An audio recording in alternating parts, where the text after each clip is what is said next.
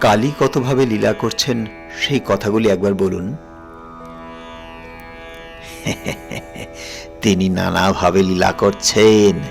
তিনি মহাকালী, নিত্যকালী, শ্মশানকালী, রক্ষাকালী, শ্যামাকালী।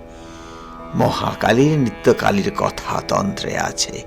যখন সৃষ্টি হয় নাই, চন্দ্র সূর্য গ্রহ পৃথিবী ছিল না, নিবিড় আধার, তখন কেবল মা নিরাকারা মহাকালী মহাকালের সঙ্গে বিরাজ করছিলেন। শ্যামাকালীর অনেকটা কোমল ভাব, বড়া ভয় দায়িনী। গৃহস্থ বাড়িতে তাঁরই পূজা হয়। যখন মহামারী, দুর্ভিক্ষ, ভূমিকম্প, অনাবৃষ্টি, অতিবৃষ্টি হয়, রক্ষাকালী পুজো করতে হয়। শ্মশানকালীর সংহার মূর্তি সব শিবা